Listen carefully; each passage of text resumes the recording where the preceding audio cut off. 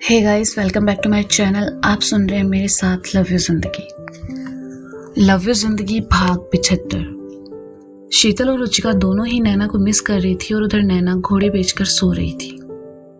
दोपहर में जब उसकी आंखें खुली तो वो उबासियां लेते हुए उठी और कमरे से बाहर आई, लेकिन घर में कोई दिखाई नहीं दिया। नैना बरामदे में चली आई, देखा स्कूबी कोने में बैठा ऊँग रहा है और दयाल काका बगीचे में पौधों को पानी दे रहे थे। नैना उनके पास आई और कहा, काका सब कहाँ हैं? बिटिया, भाई साहब तो गाड़ी लेकर चले गए और भाभी जी पड़ोस में गई है। तुम्हारे लिए खाना रखा है, खा लेना। दयाल काका ने कहा तो नैना वापस अंदर चली आई। स्कूबी भी नैना के पीछे पीछे चला आया और घर में घूमने लगा। नैना ने हाथ मुंह धोया और अपने लिए खाना ले आई। सोफे पर आ बैठी, कुछ खुद खाया, कुछ नैना ने स्कूबी को खिला दिया। दोपहर के 3 बज रहे थे। ऐसे में नैना अकेले करे तो क्या करे। अचानक उसे उस लिफाफे की याद आई जो पंडित जी ने भेजा था। नैना सोफे से उठी और खुद से ही कहा, जरा देखो तो सही क्या भेजा है पंडित जी ने। नैना अपने रूम में आई, टेबल से वो लिफाफा उठाया, उसे खोला। लिफाफे में एक कुंडली और एक बायोडाटा के साथ एक लड़की का फोटो था। नैना ने फोटो देखा। दुबली पतली सुंदर सी लड़की का फोटो था। नैना ने फोटो साइड में रखा और बायोडाटा उठाकर देखा। मीनाक्षी शर्मा, उम्र 23 साल, कद 5 फुट 4 इंच, रंग गोरा। ओह, तो मोंटी के लिए रिश्ता आया है। लेकिन कुछ जम नहीं रहा। But Naina is the best. कहते हुए नैना उठी और नीचे अपने कमरे में चली आई। कंप्यूटर के सामने बैठकर वह कुछ काम करने लगी। कुछ देर बाद एक प्रिंट निकला और उसे देखकर मुस्कुरा उठी। उसके बाद उसने एक पेन ड्राइव निकाला और उसमें एक फोटो डालकर दयाल काका की ओर बढ़ाते हुए कहा, काका ये पेन ड्राइव लेकर मुकुल की शॉप पे जाना और मेरी बात करवा देना। वो आपको लिफाफा देगा, उसे लेकर आना है। थोड़ा अर्जेंट है, अभी चले जाइए प्लीज। ठीक है बिटिया, काका ने कहा और वहां से चले गए। नैना अंदर आई। उसने जो प्रिंट निकाला था उसे लेकर वापस अपने कमरे में आई। मीनाक्षी की फोटो और बायोडाटा उसने फाड़कर फेंक दिया और खिड़की के पास आकर खड़ी होकर खुद से ही कहने लगी, सुना है जोड़ी ऊपर वाला बनाता है, लेकिन कुछ जोड़ियां तो मेरे हाथों से बनेगी। प्लीज भगवान संभाल लेना। वैसे भी मेरी जिंदगी में भसड़कम नहीं मचाई आपने। सॉरी मैंने खुद ने, लेकिन इस बार संभाल लेना प्लीज। नैना अंदर आई। उसने जो प्रिंट निकाला था उसे लेकर वापस अपने कमरे में आई और देखने लगी। कुछ देर बाद नैना का फोन बजा तो उसने मुकुल को समझाया और फिर फोन काटकर वापस बैठ गई। फोन रखकर नैना नीचे चली आई। तब तक आराधना भी आ चुकी थी। नैना ने उनसे चाय पीने की इच्छा जाहिर की तो आराधना ने कहा, खाना खाया तुमने? हाँ मॉम, कब का ही खा लिया। नैना ने कहा, बेटा इतनी चाय मत पिया करो, प्रॉब्लम हो जाएगी। आराधना ने कहा, मम्मा वो मोहब्बत ही क्या जो तकलीफ ना दे, बना दीजिए ना। नैना ने नौटंकी करते हुए कहा तो आराधना हंसने लगी और किचन की ओर जाते हुए कहा, यही हाल रहा ना तो एक दिन किसी चाय वाले से ही शादी करा देनी मैंने तेरी, फिर बैठ के दोनों पीते रहना चाय। हाँ हाँ हाँ, वेरी फनी मॉम। अगर ऐसा हुआ तो उसकी दुकान बंद हो जाएगी, क्योंकि कस्टमर से पहले तो हम लोग ही पी जाएंगे उस चाय को। नैना ने सोफे पर बैठते हुए कहा। स्कूबी उसके पास चला आया तो नैना उसके बालों में अपनी उंगलियां घुमाने लगी। स्कूबी भी बड़े आराम से नीचे बैठा था। नैना कभी सामने पड़ी टेबल को देखती तो कभी दरवाजे को। आराधना चाय ले आई और नैना के सामने रखते हुए कहा, अच्छा नैना, तुम्हारे वो मैनेजर का क्या नाम है? अनुराग। हाँ अनुराग, वो कैसा है? अच्छा है। नैना ने चाय का कप उठाकर उसका घूंट भरते हुए कहा, अच्छा तो है और संस्कारी भी है। आराधना ने कहा, आप क्यों पूछ रही है? नैना ने शक भरे स्वर में कहा, नहीं बस ऐसे ही दिल्ली गए थे तो मिले थे, वहीं अनुराग से भी मिलना हो गया। आराधना ने कहा, व्हाट? आप और डैड उनके घर गए थे? नैना ने एकदम से कहा, हाँ उन्होंने बुलाया था। फिर अनुराग के मामा तुम्हारे डैड के दोस्त भी तो हैं, मिलने में क्या हर्ज है? आराधना ने कहा, ये आप और डैड मिलकर जो खिचड़ी पका रहे हो ना, मैं उसमें बिल्कुल तड़का नहीं लगाने वाली हूँ। कहते हुए नैना उठी और जाने लगी तो आराधना ने कहा, अच्छा तो ऐसे कब तक अकेले रहने का इरादा है? मॉम प्लीज़, मुझे अभी कोई शादी वादी नहीं करनी, इनफैक्ट कभी नहीं करनी, so please don't do this again, Naina ने कहा और जाने लगी तो बाहर से दयाल काका आते दिखाई दिए। नैना भागकर उनके पास गई और पेन ड्राइव और लिफाफा लिया और अपने कमरे में चली आई। पता नहीं कब अक्ल आएगी इस लड़की को, कहते हुए आराधना वहां से चली गई। अपने कमरे में आकर नैना ने प्रिंट किया हुआ पेपर और वो फोटो एक नए लिफाफे में डालकर रख दिया। जो कुंडली पहले लिफाफे में आई थी वो उसने उस पेन अपने ड्रॉवर में रख दी और बिस्तर पर लेट गई। कुछ देर फोन चलाया और वापस नींद के आगोश में चली गई। रात के खाने के बाद नैना ने मोंटी को फोन लगाया और कहा, मोंटी बेटा कब आ रहे हो चित्रकूट?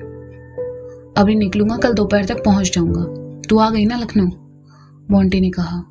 अरे तुम बुलाओ और हम ना आए से हो सकता है, नैना ने कहा। तो तू कल आ रही है ना नैना? हाँ सुबह निकलूंगी, डैड से बात हो गई मेरी, पहले वो जाने वाले थे, फिर मैंने कहा मुझे मोंटी से मिलना है तो उन्होंने कहा कि ठीक है तुम चले जाओ। बढ़िया, अच्छा सुन ध्यान से आना, आई नो अकेले ड्राइव करने को मिल रहा है तो ज्यादा स्पीड में मत चलाना, मोंटी ने कहा। क्या बात है, तुझे बड़ी परवाह हो रही है मेरी? बोलो बोलो क्या बात है, नैना ने कहा। मिलेगी तब बताऊंगा, वैसे सच बताऊं तो इस बार मैंने तुझे बहुत मिस किया बीकानेर में, मोंटी ने कहा। ओए कहीं प्यार व्यार तो नहीं हो गया मुझसे? शट अप, कुछ भी सोचती है ना तू। अच्छा चल मैं पैकिंग कर रहा हूँ, बाद में करता हूँ, कहते हुए मोंटी ने फोन काट दिया। हेलो हेलो, अरे सुन, काट दिया, बड़ी जल्दी में रहता है ये लड़का, नैना ने कहा तो पीछे से विपिन जी ने आकर कहा, अकेले में क्या बड़बड़ा रही हो? अरे डैड कुछ नहीं, वो मोंटी आ रहा है ना कल, तो उससे से बात हो रही थी, मैं कल चित्रकूट जा रही हूँ शर्मा जी के घर, नैना ने कहा। नैना मोंटी का रिश्ता होने जा रहा है, तुम्हें कोई प्रॉब्लम नहीं है? विपिन जी ने थोड़ा गंभीर होकर पूछा। मुझे क्यों प्रॉब्लम होगी, मैं तो बहुत खुश हूँ, नैना ने कहा। बेटा मोंटी ही एक ऐसा लड़का है जिससे तुम्हारी अच्छी बनती है, तुम दोनों एक दूसरे को समझते हो, एक दूसरे की परवाह भी है, तो मैं सोच रहा था, कहते कहते विपिन जी रुक गए। No no no no no, कुछ मत सोचिए आप। ओ डैड कम ऑन यार, आज तक मैंने आपसे कोई बात नहीं छुपाई, अगर ऐसा होता तो मैं आपको जरूर बताती। मोंटी मेरा बहुत अच्छा दोस्त है और इस वक्त भी मैं उसे अपना दोस्त ही मानती हूँ। आप ये सब बेफिजुल की बातें सोचना बंद कीजिए, नैना ने कहा। अच्छा अगर ऐसा है तो अब तक उसने शादी क्यों नहीं की? शर्मा बता रहा था कि हर रिश्ते के लिए ना बोल देता है वो, हो सकता है उसके दिल में कुछ हो और तुम्हारी दोस्ती की वजह से वो ना कह पा रहा हो, विपिन जी ने कहा। डैड प्लीज यार, ऑलरेडी इतनी कॉम्प्लिकेटेड है, इस मामले को और मत मुश्किल बनाइए, मोंटी इस बार रिश्ते के लिए जरूर हाँ कहेगा, नैना ने विश्वास से भरकर कहा। और इस बार भी मना कर दिया तो? विपिन जी ने कहा। तो जैसा आप कहेंगे मैं करने को तैयार हूं, नैना ने कहा और वहां से चली गई। विपिन जी खुशी से मुस्कुरा उठे। घर में 3 लोग थे और तीनों के दिमाग में अलग अलग खिचड़ी पक रही थी और तीनों ही एक दूसरे से अनजान थे।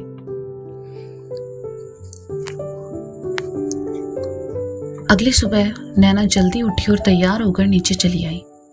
उसने अपने साथ एक छोटा बैग भी ले लिया और उसमें कुछ कपड़े और लिफाफे रख लिए जो शर्मा जी को देने थे। नाश्ता करने के बाद नैना ने गाड़ी की चाबी ली और अपना बैग गाड़ी में रखकर वहां से निकल गई। सफर लंबा था, लखनऊ से चित्रकूट 237 किलोमीटर दूर था। गाड़ी हाईवे पर पहुंची तो नैना ने म्यूजिक सिस्टम ऑन कर लिया और स्पीड बढ़ा दी। गाना बजने लगा।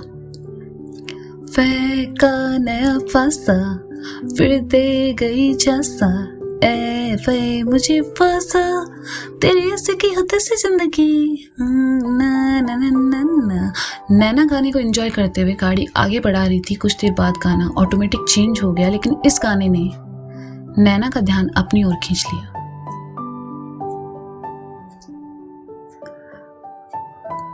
गाना सुनते हुए नैना को अभी का ख्याल आया, जब सिर्फ वो यहाँ से गया था उसकी कोई खबर नहीं थी। नैना ने वॉल्यूम कम कर दिया और बड़बड़ाने लगी। अजीब बंदा है, ऐसे दिन भर परेशान करेगा लेकिन अभी कोई खबर नहीं उसकी। सही है, मुझे फ़ोन क्यों करेगा, फ़ोन तो हनी बेबी को अटेंड करने होते हैं उसे। तू इतना क्यों सोच रही है नैना, फोकस ऑन योर प्लान। हाँ तेरी तो ज़िंदगी ही प्लान बनाने के लिए बनी है, लेकिन कम से कम एक मैसेज तो कर सकता है बंदा कि हाँ घर पहुँच गया सेफली। पहाड़ में जाए, कहते हुए नैना ने गाने की वॉल्यूम बढ़ा दी और गाना भी चेंज कर दिया। चंडीगढ़, अवी का घर। हिचकियों से बेहाल अवी यहाँ से वहां घूम रहा था। सौंदर्या ने देखा तो कहा, बेटा पानी पी लो। नहीं मॉम, खैर मैं डैड के साथ बाहर जा रहा हूँ ऑफिस की जगह देखने, अवी ने कहा। हाँ ठीक है। अच्छा तुमने फ़ोन करके बताया नैना के पापा को कि तुम पहुँच गए चंडीगढ़? सौंदर्या ने कहा। हाँ थोड़ी देर पहले ही उनसे बात हुई थी। अच्छा मॉम मुझे देर हो रही है, मैं शाम में मिलता हूँ, कहकर अभी वहां से चला गया। बाहर उसके पापा गाड़ी में उसका इंतजार कर रहे थे। अभी आकर उनके बगल में बैठा और मिस्टर चौधरी ने ड्राइवर से चलने को कहा। रास्ते भर अभी और उसके पापा खामोश रहे।